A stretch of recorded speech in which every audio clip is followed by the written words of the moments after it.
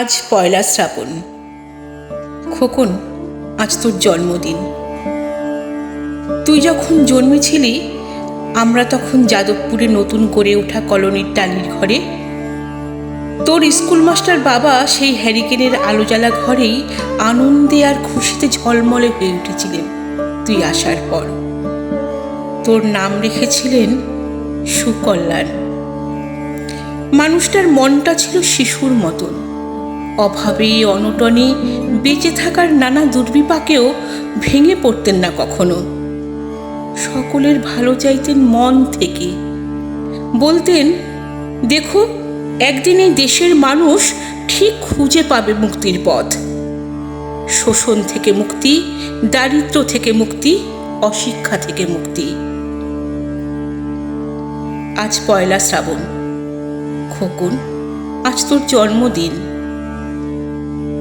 ছোটবেলায় তোর মনে আছে আমাদের ভাঙা মেঝেতে বাক্স থেকে বার করা মেজমাসির হাতে তৈরি আসনটা পেতে দিতাম, সামনে রাখতাম ঠাকুরের আসনের প্রদীপখানা, তুই বসতিস বাবু হয়ে চুপটি করে। তোকে আমরা একে একে ধান দুব্য মাথায় দিয়ে আশীর্বাদ করতাম। বাবা বলতেন, বড় হও, মানুষ হও। তোর বাবার সেই বন্ধু ঘোষ কাকা, তিনি বলতেন, বেঁচে বর্তে থাকো। তুই জিজ্ঞেস করতিস, মা বর্তে মানে কি মা? আমি শুধু তোর মাথায় ধান দুব্বই দিতাম, বলতাম না কিছুই। শুধু মনে মনে বলতাম, ঠাকুর আমার খোকনকে মস্ত বড় মানুষ করে তোলো। আমার খোকন যেন সত্যি মানুষ হয়, ওর যেন কখনো কোনো বিপদ না হয় ঠাকুর। অভাবের সংসারে ওই একটা দিন পয়লা শ্রাবণ কষ্টের পয়সায় একটু দুধ নিতাম, পায়েস রান্না করে দিতাম তোকে। তুই খুব ভালোবাসতিস পায়েস খেতে। তোর বাবা বাস স্ট্যান্ডের দোকান থেকে নিয়ে আসতেন তোর প্রিয় মিষ্টি ছানার গজা। সামান্য স্কুল মাস্টারিতে কি বা আয় হতো, ঘরে বসে ছাত্র পড়িয়ে আসতো কিছু। দাউ দাউ অভাবের আগুনে সে রসদ পুড়তে সময় লাগতো না। তোর বাবার জামা সেলাই করতাম আর বারবার বলতাম, আসছে মাসে একটা জামা বানিয়ে নিও। উনি হেসে উঠে বলতেন, বাদ দাও তো, খোকন বড় হচ্ছে, ওর জন্য ভাবছি দুধ রাখতে হবে আরও আছের। দুধে শক্তি বাড়ে, বুদ্ধি বাড়ে।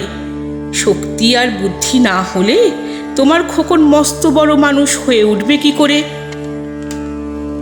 ভাবছি আরও দুটো টিউশন নেব।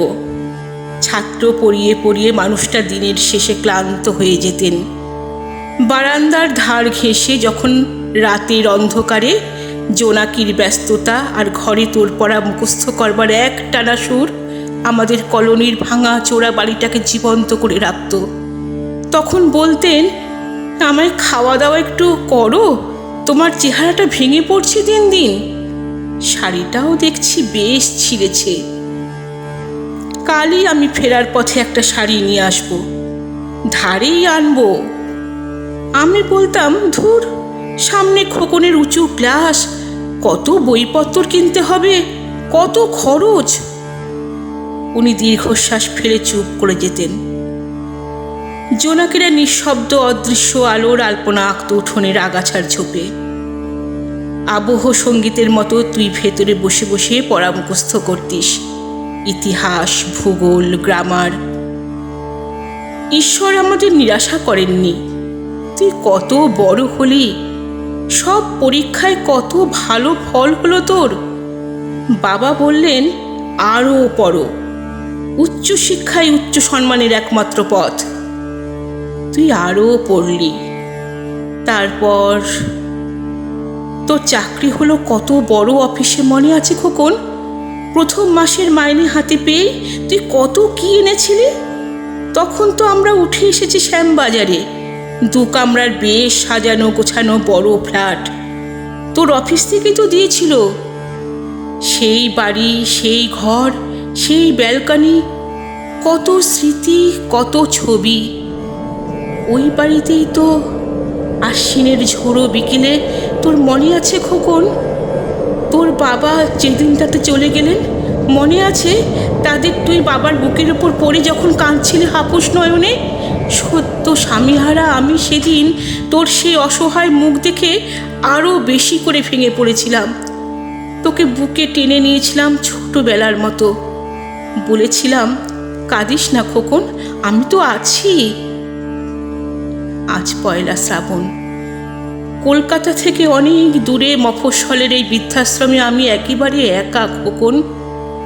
তোকে বড় দেখতে ইচ্ছা করছে রে, তোকে, বৌমাকে আর ছোট্ট বিল্টুকে। তোরা এখন কত দূরে, সল্ট লেকের মার্বেল বসানো ঝকঝকে বাড়িতে। আজ তোর জন্মদিনে নিশ্চয়ই খুব বড় পার্টি হচ্ছে, তাই না রে খোকন? লোকজন, হইচই, খাওয়া দাওয়া, খুব ভালো খুব ভালো। খোকন, আজ পয়লা শ্রাবণ, আমার বড় মনে পড়ছে যাদবপুরের ভাঙা ঘরে রাত্রে তুই আমার পাশে শুয়ে মাঝে মধ্যে হঠাৎ খুব ভয় পেয়ে জড়িয়ে ধরতিস আমাকে। আমি বলতাম, ভয় কি রে খোকন, আমি তো আছি। মা তো আছে খোকনের, যার মা থাকে তাকে কি ভূতে ধরে? তুই নিশ্চিত হয়ে ঘুমিয়ে পড়তিস আমার বুক জুড়ে। তোর আধুনিক সংসারে এই বুড়িটার একটু ঠাঁই হলো না রে? প্রতিমাও তো মা, ওরও তো আছে আমার খোকনেরই মতো কোনো কোল আলো করা এক চাঁদের টুকরো। কিন্তু সময়ের কি আশ্চর্য পরিবর্তন। খোকন, তুই বোধহয় আর এখন পায়েস খাস না, তাই না রে? তুই জানিস না খোকন, আজ আমি সকালে পায়েস রান্না করেছি, হ্যাঁ তোরই পাঠানো টাকায়। সারা দিন সেই পায়েসের বাটি সামনে নিয়ে বসে আছি রে, এখানে এই বৃদ্ধাশ্রমে, আমার একলা ঘরে, আর কেউ নেই। তুই একবার আসবি খোকন, একবার, শুধু একবার।